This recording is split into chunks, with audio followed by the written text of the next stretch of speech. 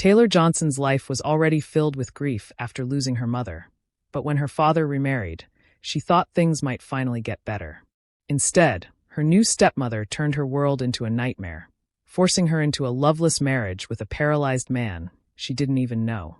But what Taylor didn't realize was that her husband wasn't who he seemed, and neither was her fate. In one shocking moment, everything she thought she knew would be turned upside down, leading to a revelation that would change her life forever. Hello family, welcome to True Life Stories. Please subscribe and leave a like for us, it means the world to us. Also share this video to your friends and loved ones, and turn on post notifications so you don't miss future videos from us. Thank you as you do so. Sit back and relax as we dive into the story. The streets of Atlanta buzzed with the sound of life. Cars honking, people chatting on sidewalks, and children playing in the neighborhood. In the middle of it all, Marcus Johnson lived a quiet life with his 14-year-old daughter, Taylor. Marcus, a hard-working single father, had devoted every ounce of his energy to raising her after losing his wife to cancer 6 years ago. Though he masked it well, there were nights he stayed awake, staring at the ceiling, wondering if he was doing enough. Taylor was the light of his life. Smart, creative, and full of dreams, she carried her mother's spirit in her laugh and her father's resilience in her heart. They weren't rich, but Marcus ensured Taylor never went without. Every Saturday morning, they'd sit at the kitchen table together, Taylor doodling in her sketchbook while Marcus cooked pancakes, her favorite. "Daddy, do you think Mom would be proud of me?" Taylor asked one morning, her voice soft. Marcus paused, his spatula in midair, and turned to her with a warm smile. "She'd be more than proud, baby girl. She'd be bragging about you to everyone she met." They both laughed, but there was a bittersweet silence that followed, one that always crept in when they talked about her mother. As much as Marcus loved Taylor, he worried about her not having a mother figure. She was growing up fast, and he felt there were things she might need that he couldn't provide. That's why, when he met Susan, he thought it might be the answer to his prayers. Susan came into their lives like a breath of fresh air, or at least that's what Marcus believed at first. She was polished, charming, and always seemed to say the right thing. She worked at a local community center, where Marcus had met her while volunteering for a charity event. Susan had a way of making people feel seen, and when she smiled at Taylor and said, "You must be the little artist your dad won't stop talking about," Marcus felt like he had found someone who could bring warmth back into their home. Taylor, however, wasn't convinced. Something about Susan didn't sit right with her. Sure, she smiled a lot and said kind things, but Taylor noticed the way Susan's eyes flicked to Marcus whenever he wasn't looking, as though she were sizing him up. When Marcus wasn't around, Susan wasn't as warm as she seemed. One evening after dinner, Marcus sat Taylor down. "I need to talk to you about something important," he began. Taylor knew that tone. It was the one he used when he was about to say something serious. "I've been thinking a lot about our family," he continued. "You know how much I love you, right?" "Of course, Daddy," Taylor said cautiously. "Well, I've decided to ask Susan to marry me," he said, his eyes searching hers for approval. Taylor's heart sank. She wanted to scream, to tell him not to do it, but she didn't want to disappoint him. Instead, she forced a small smile. "If that's what makes you happy, Daddy." Marcus reached across the table and squeezed her hand. "I think this will be good for both of us. You'll see." The wedding was small and simple, just a handful of close friends and family. Taylor stood at the edge of the crowd, watching as Marcus slipped a ring onto Susan's finger. Susan glanced at Taylor with a smile that didn't quite reach her eyes, and for the first time, Taylor felt a chill in the pit of her stomach. As they drove home that night, Taylor stared out the window, her sketchbook clutched tightly in her lap. She couldn't shake the feeling that life as she knew it was about to change, and not for the better. The chill of autumn crept into the air, and with it came an unsettling heaviness in the Johnson household. It started small, Marcus coming home from work looking more tired than usual, his face pale, his laughter less frequent. Taylor noticed it first. "Daddy, are you okay?" she asked one evening as they sat at the dinner table. He had barely touched the stew she made, and his normally steady hands trembled slightly as he lifted his glass.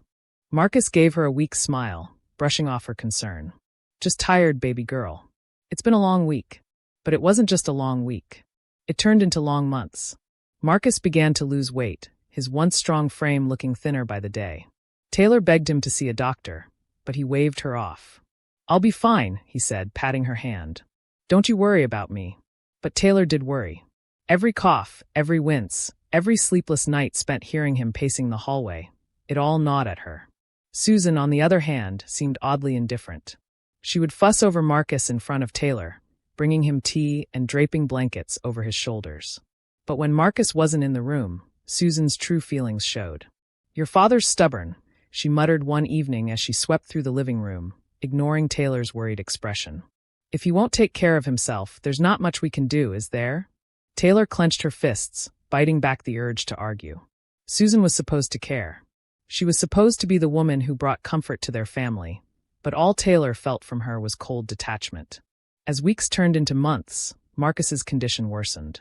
He finally agreed to see a doctor, but the news was devastating, an advanced illness that had gone unnoticed for too long. Taylor sat in the hospital waiting room, tears streaming down her face as she clutched her father's hand. "It's going to be okay, Daddy," she whispered, more for herself than for him.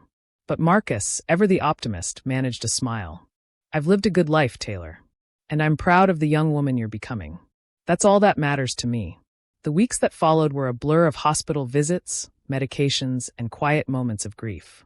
Taylor spent every moment she could by Marcus's side, reading to him from her favorite books or sketching little pictures to brighten his day. Susan, on the other hand, seemed preoccupied with the household. "Someone has to keep things running," she said curtly when Taylor asked why she wasn't spending more time with Marcus. But Taylor knew better. Susan wasn't focused on the household. She was focused on control. One evening, as Taylor sat by Marcus's bedside, he took her hand in his weak grip. "Promise me something," he said, his voice barely above a whisper. "Anything, Daddy," Taylor said, tears pooling in her eyes. "Be strong. No matter what happens, don't let life break you." "You're my little fighter," he said, his smile fading as he closed his eyes. A week later, Marcus passed away in his sleep. Taylor's world shattered. She clung to her father's last words, but the pain was unbearable. The house felt empty without his warmth, his laugh, his steady presence. Susan, however, seemed almost relieved. "There are things we need to take care of," she said the morning after the funeral. "Bills to pay, responsibilities to manage. You'll need to start pulling your weight around here, Taylor." Taylor stared at her stepmother, stunned. "I just lost my dad," she said, her voice trembling. "And so did I," Susan snapped, though there was no trace of grief in her voice. "Life goes on. You'll learn that soon enough." That was the beginning of the end for Taylor. Marcus had been her shield, her protector, and now he was gone. Susan wasted no time asserting her dominance, and Taylor's instincts told her that life under Susan's rule was about to become much, much harder. The Johnson household, once filled with warmth and laughter, now felt cold and hollow. With Marcus gone, Susan quickly established herself as the sole authority, and her treatment of Taylor shifted drastically. The kindness she once feigned for Marcus's sake was gone, replaced by cold stares and sharp words. Taylor had tried to keep up with her daily routines, school, sketching in her notebook, and even making her father's favorite pancakes on Saturdays. But everything felt different now. Her heart ached every time she passed Marcus's empty chair at the dining table, and the house seemed quieter, as though even the walls mourned his absence. Susan, however, showed no signs of grief. Instead, she seemed impatient, as if she had been waiting for this moment. "You need to stop sulking around," Susan said one morning as Taylor washed the breakfast dishes. "This isn't the time to feel sorry for yourself. There's work to be done." Taylor turned to her stepmother, her hands wet and trembling. "I'm not sulking. You just nothing," Susan snapped, cutting her off. "From now on, you'll be handling the cooking, cleaning, and whatever else needs to be done around here. I'm not running a charity." Taylor's eyes widened. "But I have school." "Then you'll figure out how to do both," Susan said coldly. "Your father isn't here anymore, so it's time for you to grow up." Taylor bit her lip, fighting back tears. She wanted to scream, to yell at Susan for being so cruel, but she knew it would only make things worse. Days turned into weeks, and Taylor found herself buried under the weight of Susan's demands. She would wake up early to make breakfast, rush to school, and return home to clean, cook, and do laundry. If anything wasn't to Susan's satisfaction, there was always a sharp word waiting for her. "This soup is too salty," Susan would say with a sneer. "Why is the bathroom still dirty? Do I have to do everything myself?" Taylor felt like a prisoner in her own home, but she held on to the memory of her father's last words: "Be strong. Don't let life break you." When things got too hard, she would escape to her room and sketch in her notebook. Drawing had always been her safe space, and she poured her feelings onto the pages. Pictures of her father, her mother, and even Susan as a snarling dragon towering over a small, brave girl. But Susan wasn't satisfied with just controlling Taylor's chores. She began to make decisions about Taylor's future, too. One evening, as Taylor cleared the dinner table, Susan called her into the living room. She was sitting on the couch, her legs crossed, and a smug smile on her face. "Sit," Susan said, gesturing to the armchair. Taylor sat cautiously, her heart racing. Susan rarely called her to talk unless it was to scold her. "I've been thinking about your future," Susan began, folding her hands in her lap. "It's clear to me that you need some direction. So, I've made arrangements for you to marry someone." Taylor froze, her eyes widening in shock. "What?" "His name is Jordan," Susan continued, ignoring Taylor's reaction. "He's a nice young man. His family has some circumstances, but that doesn't matter. The marriage is already arranged." "You can't be serious," Taylor said, her voice rising. "I'm only 18. I don't even know this person." Susan's expression hardened. "You don't have a say in this, Taylor. I've done what's best for this family, and you'll do your part. Besides, it's not like you have any other prospects." Taylor's hands balled into fists, her breath coming in short gasps. "This isn't fair. Daddy would never." "Your father isn't here anymore," Susan snapped, cutting her off. "And as long as you live under this roof, you'll do as I say. You'll marry Jordan, and that's final." Taylor ran to her room, tears streaming down her face. She slammed the door and threw herself onto her bed, muffling her sobs with a pillow. She felt trapped, powerless, and alone. For hours she lay there, staring at the ceiling and wondering how her life had come to this. The weight of her father's absence pressed down on her chest like a stone, and no matter how hard she tried to think of a way out, the walls around her seemed to close in tighter. The next morning, Taylor dragged herself out of bed and went through her usual chores, her mind racing with thoughts of the arranged marriage. She considered running away, but where would she go? She had no money, no plan, and no one to turn to. By the time Susan handed her the details of the wedding, already set for the following month, Taylor knew she had no choice but to comply. Her father's voice echoed in her mind again. "Be strong." Taylor swallowed her pride and her tears. If this was her reality, she would face it with the same strength her father had taught her. She wouldn't let Susan see her break. But deep down, she couldn't shake the feeling that her life was spiraling out of control, and that this new reality was only the beginning of something far worse. The days leading up to the wedding felt like a blur to Taylor. Susan, smug and controlling, orchestrated every detail as though this were her own triumph rather than Taylor's life being upended. The dress was picked without Taylor's input, the guest list was small, just a few of Susan's friends, and there was no mention of love, joy, or Taylor's feelings. "You'll thank me for this one day," Susan said as she adjusted the veil on Taylor's head on the morning of the ceremony. "Jordan's family is well off, and this is a good match for someone like you. You're lucky I've arranged it." Taylor stared at her reflection in the mirror, her face pale and her eyes filled with silent fury. Lucky? How could Susan call this luck? Being married off to a man she'd never met, under circumstances she couldn't control, felt more like a punishment than a blessing. But Taylor didn't have the energy to fight anymore. She felt trapped in a cage with no escape, her father's absence making her imprisonment all the more painful. The wedding ceremony was held in the small backyard of Susan's friend's house. Taylor stood stiffly at the makeshift altar, her hands clutching the bouquet so tightly that her knuckles turned white. She hadn't even seen Jordan until that moment. When he was wheeled up to the altar in a sleek black wheelchair, Taylor's heart sank further. He looked about her age, with kind eyes and a quiet demeanor, but his presence only added to the weight on her chest. "This is the man I'm supposed to spend the rest of my life with," she thought, her heart racing. Jordan offered her a small smile, his hands resting in his lap. He looked nervous, but his gaze was steady, as though he were studying her reaction. I do," Taylor murmured when the officiant asked her to recite her vows.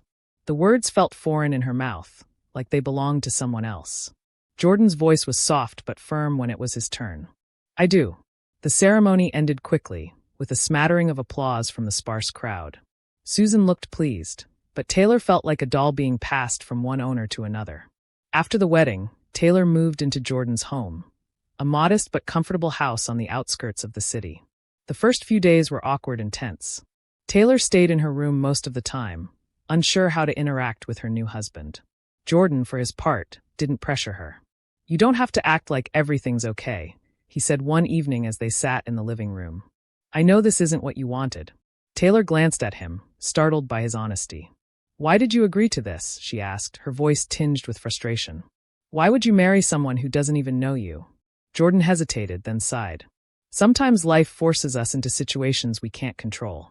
But I'm not here to make your life harder, Taylor. I promise you that." His words were sincere, and for the first time, Taylor felt a flicker of relief. At least Jordan wasn't cruel. If nothing else, they could coexist peacefully. Over the next few weeks, Taylor got to know Jordan better. Despite her initial resentment, she couldn't deny that he was kind and thoughtful. He always asked about her day, gave her space when she needed it, and never once raised his voice or acted impatient. Taylor found herself softening toward him, though her heart still ached with the loss of her freedom. She began helping Jordan with household tasks, bringing him meals, and even sitting with him in the evenings to talk. One night, Jordan opened up about his condition. "I wasn't born like this," he said, gesturing to his wheelchair. "There was an accident a few years ago. It changed everything." Taylor listened quietly, feeling a pang of empathy. She had been so focused on her own struggles that she hadn't considered the challenges Jordan faced. "I'm sorry," she said softly. "You don't have to be," Jordan replied. "We all have things to deal with, right? I just try to make the best of it." While Taylor was beginning to adjust to her life with Jordan, Susan wasn't far away, meddling as always. She would call Taylor regularly, her voice dripping with fake concern. "How's married life?" she would ask, though the question felt more like a test. "Are you doing your duty as a wife?" Taylor clenched her jaw every time she heard Susan's voice. She knew these calls weren't about checking on her. They were about control. One day, after an especially frustrating conversation with Susan, Taylor vented to Jordan. "She's so manipulative," she said, pacing the living room. "She doesn't care about me. She just wants to make sure I'm stuck in this marriage, doing whatever she thinks is best." Jordan watched her quietly, his expression thoughtful. "Why don't you stand up to her?" he asked gently. Taylor laughed bitterly. "You don't know Susan. She always gets her way. It's easier to just go along with it." Jordan nodded, but there was a flicker of something in his eyes, a quiet determination that Taylor didn't yet understand. As Taylor continued to care for Jordan, she noticed how easy it was to be around him. Despite her resentment toward the circumstances of their marriage, she couldn't deny that Jordan had a calming presence. He didn't demand anything from her, and his quiet resilience inspired her in ways she didn't expect. For the first time in a long time, Taylor began to feel a sliver of hope. Maybe, just maybe, this life wouldn't be as terrible as she had feared. But she had no idea that Jordan was hiding a secret, one that would soon turn her world upside down. The weeks that followed were a delicate balancing act for Taylor. While she remained wary of her new life, her growing interactions with Jordan revealed an unexpected truth. He wasn't like Susan. He wasn't cold, manipulative, or controlling. He was patient, kind, and understanding in a way Taylor hadn't experienced since her father passed away. One evening, as the golden sunset filtered through the curtains, Taylor was helping Jordan rearrange a bookshelf in the living room. She had taken it upon herself to organize the clutter in his home, and to her surprise, Jordan had joined in, instructing her on where to place certain books. "You like poetry?" Taylor asked, holding up a well-worn copy of Langston Hughes's The Collected Poems. Jordan smiled faintly. "Yeah, my mom used to read his poems to me when I was younger. She said they had a way of making even the hardest truths sound beautiful." Taylor thumbed through the pages, her fingers pausing on a dog-eared corner. "I like that," she said softly, placing the book carefully on the shelf. Moments like this made Taylor's resentment of her forced marriage soften. She found herself looking forward to their quiet evenings together, where they talked about everything from books to their dreams before life changed for them. Taylor's daily routine now included taking care of Jordan, though he rarely asked for help. She insisted on cooking meals, tidying up the house, and assisting him with tasks that required mobility. One day, while preparing dinner, Taylor glanced into the living room and saw Jordan attempting to retrieve something from a high shelf. He stretched as far as he could, his wheelchair locked in place, but the book was just out of reach. "Wait, I've got it," Taylor said, rushing in to grab the book for him. Jordan chuckled as she handed it to him. "You don't have to do everything for me, you know. I can manage." "I know," Taylor said, smiling slightly. But I want to help. You've been good to me. It's the least I can do. For the first time, Taylor saw a flicker of something vulnerable in Jordan's eyes, gratitude, mixed with something deeper. The bond between Taylor and Jordan grew stronger with each passing day. Though Taylor had initially viewed her marriage as a prison sentence, she began to see Jordan as a person, not just the man she'd been forced to marry. One afternoon, while they were sitting on the porch, Jordan surprised her by asking about her sketchbook. "I've seen you drawing a lot lately," he said. "What kind of things do you draw?" Taylor hesitated. Her sketches had always been deeply personal, a way of expressing feelings she couldn't put into words. "Mostly just whatever's on my mind," she said finally. "Can I see?" Jordan asked, his tone gentle. For a moment, Taylor hesitated. Then, slowly, she handed him her sketchbook. He flipped through the pages, pausing at a drawing of a girl standing in the shadow of a towering dragon. "This one," he said, looking up at her. "What's the story here?" Taylor bit her lip. "It's about someone who feels small and powerless, but still finds a way to fight back." Jordan studied the sketch for a moment, then handed the book back to her. "You're stronger than you think, Taylor," he said quietly. His words stayed with her long after the conversation ended. Taylor's kindness toward Jordan didn't go unnoticed. She cooked his favorite meals, made sure the house was spotless, and sat with him for hours, talking and laughing as though they were old friends. She didn't realize it, but her warmth was slowly breaking down the walls Jordan had built around himself. One evening, as they sat by the fireplace, Jordan surprised her by sharing more of his past. "Before the accident," he began, his voice low, "I had a lot of friends, fake friends mostly. People who wanted to be around me because of what I had. When I lost my mobility, those people disappeared overnight." Taylor looked at him, her chest tightening. "I'm sorry, Jordan. That must have been hard." "It was," he admitted. "But it taught me something important. It showed me who I could trust and who really cared about me." Taylor nodded, understanding his pain on a level she hadn't expected. She thought about her own life, how Susan had treated her like an inconvenience, and how her father had been her only anchor. "You deserve better," Taylor said softly. Jordan met her eyes, his expression unreadable. "So do you." Despite the growing connection between Taylor and Jordan, the shadow of Susan loomed large. She continued to call regularly, asking invasive questions about their marriage. "Is he treating you well? Are you taking care of him like a proper wife?" she would ask, her tone dripping with false concern. Taylor knew Susan wasn't interested in her happiness. She just wanted to ensure that Taylor remained under her control. But Taylor no longer cared about pleasing Susan. Her focus was on building a life that she could be proud of, even if it wasn't the one she had chosen. As the weeks passed, Taylor found herself smiling more often. Jordan's kindness, combined with the peaceful rhythm of their days, brought her a sense of calm she hadn't felt in years. She began to wonder if, perhaps, this new chapter of her life wasn't the disaster she had feared. But she couldn't shake the feeling that something was coming, something that would shatter the fragile peace they had built. And she was right. The house was quiet that evening, save for the faint crackle of the fireplace. Taylor was in the kitchen, finishing up the dishes after dinner, while Jordan sat in the living room, reading a book. It had been an unremarkable day, but Taylor felt oddly at ease, a stark contrast to how she'd felt when the marriage was forced upon her. She wiped her hands on a towel and walked into the living room. "Do you need anything before I head to bed?" she asked. Jordan looked up from his book, a strange look in his eyes, half nervous, half determined. He set the book down and gestured for her to sit. "Actually, there's something I need to talk to you about," he said. Taylor froze for a moment, unsure of what to expect. Slowly, she lowered herself onto the couch across from him. "What's wrong?" Jordan hesitated, his fingers drumming lightly against the armrest of his wheelchair. "There's something I've been keeping from you," he began. "Something important." Taylor's heart began to race. "What is it?" Jordan took a deep breath, his gaze steady. Then, without another word, he pushed himself up from the wheelchair and stood. Taylor's jaw dropped as she watched him take a step forward, then another. You can walk?" she stammered, her voice barely above a whisper. Jordan nodded, a small smile playing on his lips. "Yes, I can." Her mind reeled, trying to make sense of what she was seeing. "But why? Why did you pretend to be paralyzed?" Jordan sighed. "It's not something I did lightly, Taylor. I've been hurt before, by people who only cared about what I had, not who I was. After my accident, I realized how quickly people disappeared when they thought I wasn't useful anymore.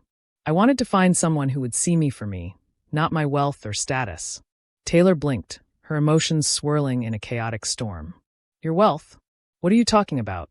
Jordan stepped closer, his expression serious. Taylor, my name isn't just Jordan King. I'm the Jordan King, CEO of King Estates. Taylor's breath caught in her throat. King Estates was one of the largest real estate companies in the country, a name she'd seen on billboards, newspapers, and even the news. You're a millionaire? She whispered, her voice trembling. Jordan nodded. Yes. And I know this must be a shock, but I need you to understand why I did this. I needed to be sure that whoever I married wouldn't care about my money or my reputation. I needed to know they would love me for who I am, not for what I can give them. Taylor stood abruptly, pacing the room as she tried to process everything. Her entire world had just shifted in an instant. The man she had been forced to marry wasn't who she thought he was. You lied to me, she said, her voice shaking. I know, Jordan replied, his tone calm but firm. And I'm sorry. But Taylor, you've been nothing but kind to me. Even when you had every reason to hate this marriage, you treated me with care and respect. You showed me what it means to truly care for someone, without expecting anything in return. Taylor stopped pacing and turned to face him. But you made me feel like I was stuck in this nightmare. I didn't choose this life, Jordan. And now you're telling me you've been testing me this whole time. Jordan nodded, his expression pained. I understand why you're upset. But I didn't do this to hurt you. I did it because I've been hurt before, and I couldn't take that risk again. Taylor sank back onto the couch, her head in her hands. Part of her was furious, at Jordan for lying, at Susan for forcing her into this marriage, at the universe for putting her in this situation. But another part of her couldn't deny the truth in Jordan's words. He had never treated her poorly, never demanded anything from her, and had always been honest about his own struggles. Except for this one, monumental secret. So, what happens now? She asked finally, her voice quiet. Jordan sat beside her, his eyes searching hers. That's up to you, he said. If you want to leave, I won't stop you. I'll make sure you have everything you need to start over. But if you'll stay, I promise to be the husband you deserve. No more lies, no more secrets. Just the truth. Taylor stared at him, her emotions still a tangled mess. But as she looked into his eyes, she saw something she hadn't expected, sincerity. Jordan wasn't perfect, but neither was she. And while their marriage had been forced upon her, she couldn't deny that she had come to care for him. I need time to think, she said finally. Jordan nodded. Take all the time you need. As Taylor walked upstairs to her room, her mind raced with questions. Could she forgive Jordan for his deception? Could she move past the circumstances of their marriage and see the man he truly was? She didn't have the answers yet, but for the first time in a long time, she felt a spark of something she hadn't felt in years, hope. The news of Jordan's revelation traveled fast, faster than Taylor expected. Susan, who always seemed to have an ear to the ground, learned the shocking truth within days. When she found out that Taylor's paralyzed husband was not only able-bodied, but also a millionaire CEO, her anger erupted like a volcano. How dare she? Susan fumed as she stormed into the one evening, uninvited as always. She hadn't even bothered to knock. Taylor, who was sitting at the kitchen table sketching, jumped at the sound of the door slamming against the wall. What are you doing here? Taylor asked, her voice wary. Susan strode in like she owned the place, her heels clicking sharply against the hardwood floor. What am I doing here? What are you doing here, Taylor? She snapped. Living in a mansion, married to a millionaire, after everything I've done for you. Taylor frowned, anger bubbling beneath her calm exterior. Everything you've done for me, she echoed. You mean forcing me into a marriage I didn't want? Treating me like a servant in my own house? That's what you've done for me. Susan's eyes narrowed. Don't get smart with me, Taylor. If it weren't for me, you wouldn't even be in this position. You're nothing without me, and you owe me everything. Before Taylor could respond, Jordan walked into the room, his presence calm but commanding. He was dressed casually, but the authority he carried was unmistakable. Susan froze for a moment, her bravado faltering as she realized who she was facing. You must be Susan, Jordan said, his voice steady and polite but tinged with an edge. I've heard a lot about you. Susan quickly recovered, forcing a smile. Jordan, it's so nice to finally meet you, she said, her tone suddenly syrupy. I was just having a little chat with Taylor. Jordan raised an eyebrow. It sounded more like you were yelling at her. Susan waved a hand dismissively. Oh, you know how family is. We have our disagreements, but it's all out of love. Is that what you call forcing Taylor into a marriage against her will? Jordan shot back, his voice firm. Susan's smile faltered, but she pressed on. Well, look at how it all worked out. You two are obviously doing well, and Taylor has a bright future ahead of her. Thanks to me. Jordan stepped closer, his expression unflinching. Let me be very clear, Susan. Taylor doesn't owe you anything. In fact, from what I've heard, you owe her a lot more than an apology. Susan's eyes darted between Jordan and Taylor, panic creeping into her expression. Now, wait a minute, she said, her voice rising. You don't understand the sacrifices I've made. I took Taylor in after Marcus died. I gave her a roof over her head, food to eat. Taylor stood, her patience finally snapping. You treated me like a maid, Susan. You didn't care about me or my father. You only cared about control. Susan turned to Jordan, her tone shifting to one of desperation. Listen, Jordan, we're family now. Surely you can see that I was just doing what I thought was best.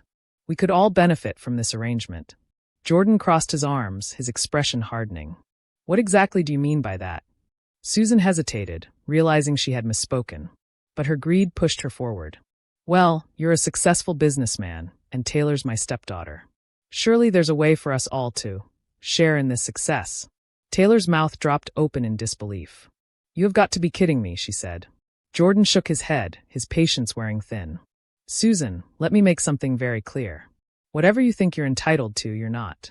Taylor is my wife, and this house, this life, has nothing to do with you. You've done nothing but cause her pain, and I won't allow you to manipulate her anymore. Susan's face turned red with anger. You can't talk to me like that, she shrieked. I'm her stepmother. I have rights. Jordan stepped closer, his voice low and unwavering. You have no rights here. And if you don't leave this house right now, I'll make sure you regret ever setting foot in it. Susan glared at him, her mouth opening and closing as though searching for a retort. But she could see she was outmatched. With a huff, she grabbed her purse and stormed toward the door. As she left, she turned to Taylor one last time. You think you've won, but you'll regret this, she spat. Taylor didn't flinch. She stood tall, her voice steady. The only thing I regret is letting you control me for so long. Goodbye, Susan. With that, Susan slammed the door behind her, leaving Taylor and Jordan in stunned silence. For the first time in what felt like forever, Taylor let out a deep breath.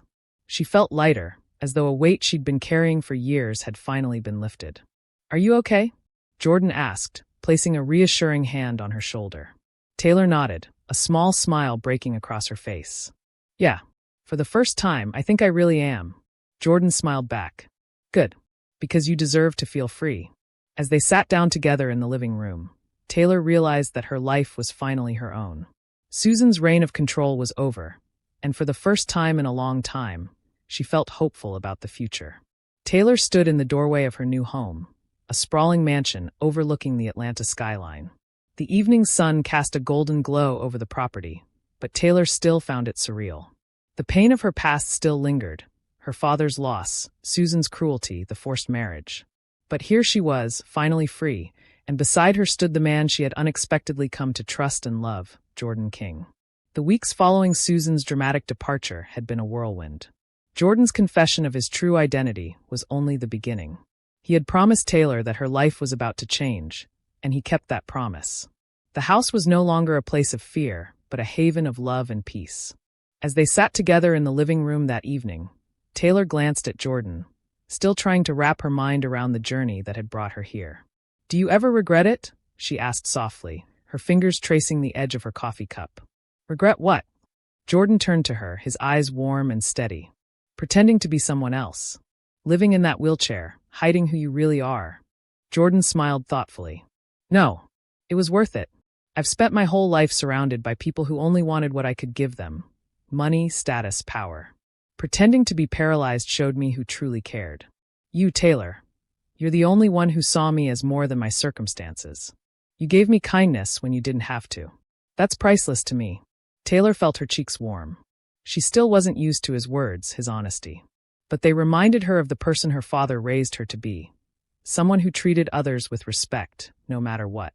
Besides, Jordan continued with a smirk, you're the one who deserves the credit. You survived everything Susan put you through, and you did it with grace. If anyone deserves this new beginning, it's you. Taylor smiled faintly but didn't respond. A part of her still felt guilty for living this life while her father wasn't here to see it. I just wish my dad could see me now. I think he'd be proud, don't you? Jordan reached for her hand and held it gently. He would be more than proud, Taylor. He'd be over the moon. And if I'm being honest, I think he had something to do with this. Maybe he's up there pulling strings to make sure you got the happiness you deserve. They sat in silence for a while, watching the Atlanta lights flicker on in the distance. For the first time in a long time, Taylor felt at peace. She still had her dreams, and now, for the first time, she had the means to pursue them. I've been thinking, Taylor said after a while, her voice steady. About what? Jordan asked, curious. I want to go back to school. Finish what I started. My dad always dreamed of me getting my degree. I think it's time I honored that dream. Jordan grinned, pride radiating from his expression. Then let's make it happen. You'll have my support every step of the way. Whatever you need, it's yours. Taylor looked at him, her heart full. It wasn't about the mansion or the money.